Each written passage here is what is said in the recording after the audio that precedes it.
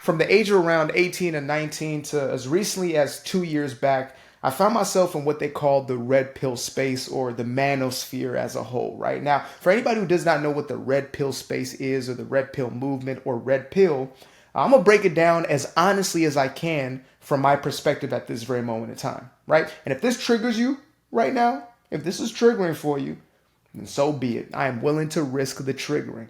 So the red pill space is essentially a place where men come together in order to hide from their own emotional wounds. It's a space that men come together in order to justify the way in which they act from an emotionally wounded space.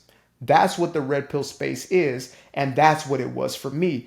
I came to a place where I had to recognize why was it that I needed this continuous stream of confirmation that women were this way and women were that way and this is what women were going to do and men were the victims. Like, why did I need that consistent dialogue in my consciousness in order for me to feel justified, in order for me to go about my life and to do certain things and to treat people certain ways, right? I would walk around talking about alpha male and calling dudes simps who showed their girl love, or calling dudes simps who did things that were outside of my own, I guess, frame of reference. Why did I need that at that moment in time? And when I really reflect on my life, the reason I needed it is because I was unwilling to face the hurt, the wounds, the pain that I felt. I was afraid to go within myself. And I know this sounds so crazy when you're in the red pill space. They tell you that, oh, women talk about healing and this, that, and the third. Dude, this is real, right? You make fun of therapy, you make fun of internal healing, but at the end of the day, that's the actual thing that's going to be the answer for your problems. You think it's getting swole and get you a whole lot of money, right? Getting to the bag, six figures and a six pack, you think that's going to solve your problems. And it will feel as if it is solving your problems temporarily, right? I'll tell you that. Get yourself some money, cool. Get yourself some swag, some drip, cool. Get yourself the toned, fit, Hercules type of body, wonderful. Please, absolutely. We need more fit people in the world. We need individuals who are going to stand as models of health. Absolutely. Go ahead and do it. However, if you think that is going to solve that insecurity that you have about yourself, think again. Trust, I have befriended enough dudes in the gym who look like Hercules, who look like Mount Rushmore, yet they feel as if they are nobody. They feel as if without that muscle, they would not be seen. They would not be heard. They are not worthy in and of themselves. And that's what we're really dealing with. And that's the reason why I felt the need to create a video and talk about the red pill. It's not to shun them individuals. That was me. I was the person in that space. I was the one, again, calling everybody a simp. I was the one tapping into every single red pill creator I could just to continue to keep my programming up. I needed justification as to why I had been hurt in my past. And frankly, I was starting to project things that never even happened to me. I had to call every woman a cheater, or she was going to monkey branch and go to another dude, even though that never happened to me. And you might think to yourself, oh, well, you just don't know. She was doing it behind your back. That's how this garbage, this mental trash, this toxic waste, that's how it starts to affect your brain. You start to think in those lines, you start to think in those ways, and you get a confirmation bias. So if you do see that happen, as they share these little videos across the planet that they can find with this confirmation of these things that they're trying to prove and saying, look, see, this is how they are. This is their true nature. By the way, this is a little side tangent, but you have to understand that there is always an intention, an incentive, and a motive for an individual who is putting out a certain type of content. For me, I'll be honest with you. It's about you, but it's about me. Like, I know that if more of us heal, if more of us come to a space of knowing who we truly are, if more of us live in a space of freedom, I'm going to live in a better world. Right? It's going to mean a better world for me. If I put more positivity out, it's going to mean more positivity coming back into my life. Right? That's the selfish aspect, quote unquote, selfish aspect of it. So when you have an individual who is pushing this propaganda, who's pushing these type of messages, women to this, women to that, a man has to be this. This is how to become a high value man, right? Which is nothing more than how to be deemed as worthy in other people's lives or other people's eyes, which is nothing more than external validation, but that's a story for another time. The reason why they do this is because they profit off of you. Like you've now seen, I'm not going to mention names because this ain't no drama channel. I'm not here to spew out rhetoric, but you know that there are individuals in these spaces who now, let's say, have no more access to one stream of income, and now you're seeing their true color show, right? Or you're seeing individuals who actually are outing themselves as, finding ways to profit off of their audience, which is no problem. I believe that you should become absolutely financially prosperous based off of your gifting, period, right? However, I believe that that should be in respect to you actually being of true service to people, of true value. As opposed to taking people down a road of destruction, you're bringing them down a road of construction. Now, you may think to yourself, well, this person made me feel better about myself. This person had me get out of depression, etc. Wonderful. I'm never going to discredit that, right? I'm not going to take away from that. Anybody who can give you a message that's going to better your life, perfect. But you have to understand that the root of why they're doing what they're doing and the messages that they have is either they just see you as a bag, they just only want to profit off of you, so they'll tell you anything they need to, right? Or they themselves are lost. They themselves do not actually understand themselves. Right? If you dig into these individuals' histories, you might start to see, wait a minute, this person isn't who I actually thought they were. Why am I listening to them? Where do they actually get their validity from? Right? Well, is it because they've gone out into the entire world and they have experienced the company of every single woman on the planet? Absolutely not. And by the way, this is the same on the other side. I'm a dude, right? I'm a straight dude, so I only know my experience. I don't know the other side. I don't know what it looks like, the girlosphere or, the femme pill. I don't know. I don't even know if those are things, but if they were, I have no idea what that's about. But I believe the very same way about this red pill space as I do about whatever the counter is. I'm not one who stands for anti-men, anti-women. I'm not for that message. I believe that we can come together and create wonderful, beautiful relationships with one another. Right? But if you have this rhetoric running through your head of female nature is this, right? Just like male nature is that, and men only do this and females only do that. And you basically pigeonhole every single person on this planet into those stereotypes, you will either continue to meet that stereotype, you will attract those very individuals into your life. Manifest destiny is real, y'all. It's very, very real.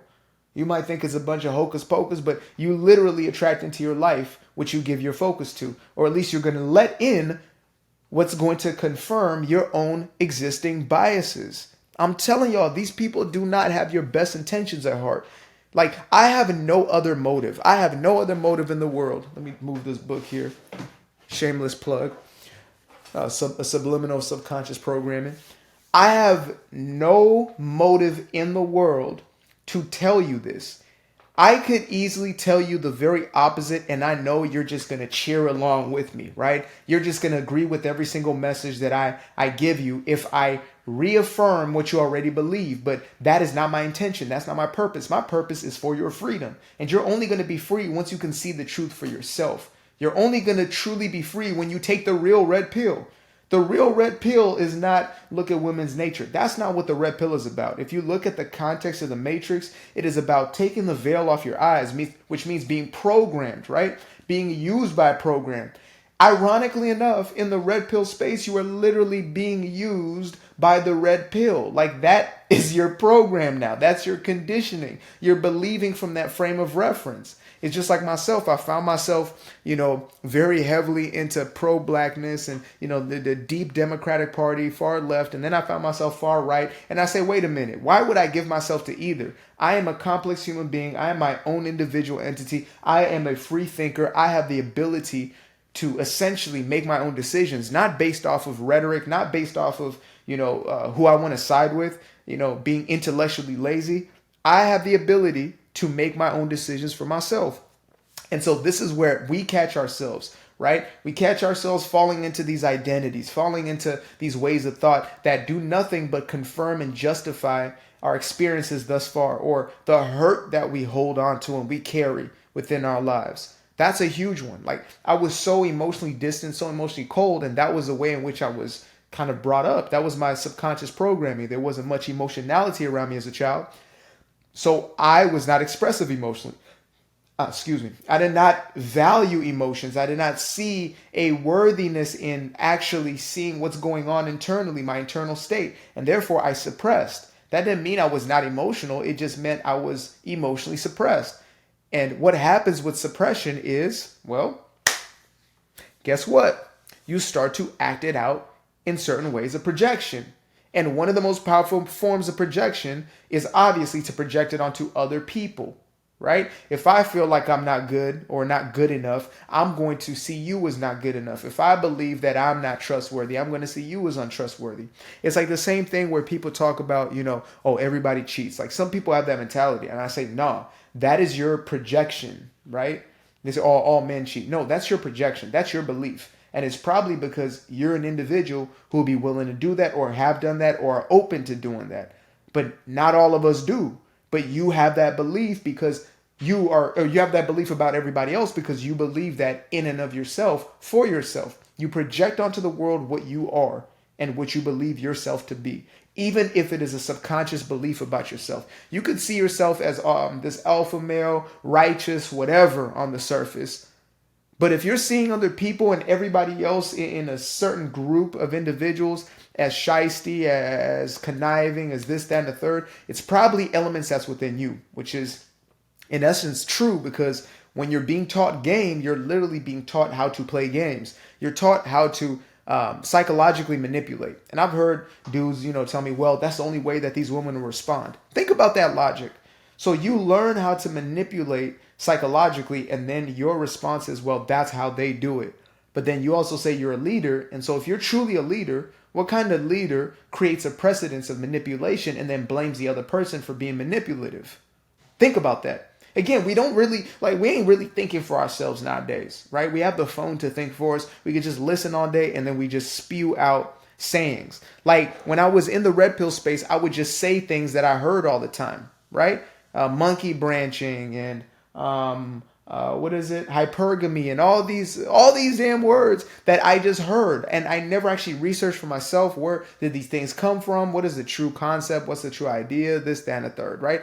I just took them on and I used them in my defense of my ideology. And so I know you're listening to this right now, and it may pain you to listen to this. It may be highly triggering for you to listen to this because it's a truth that you have not actually explored for yourself thus far.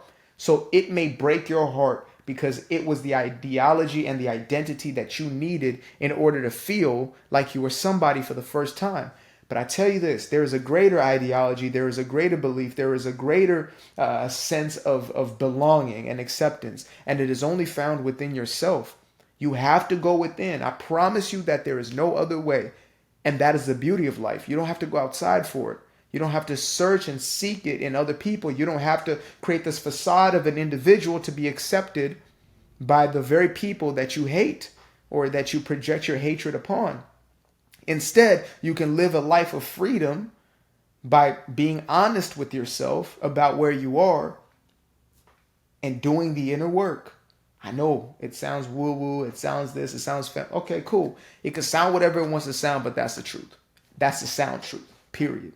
So, before I wrap up, at the time right now, before I wrap up, I want to plug in my first published book, Doing Me Guilt-Free. It's got nothing to do with Red Pill, everything to do with basically breaking free from people pleasing and unleashing your personal power, right? Y'all talk about no more Mr. Nice Guy, no more Mr. Nice. That's the real version right there. No more Mr. Nice Guy.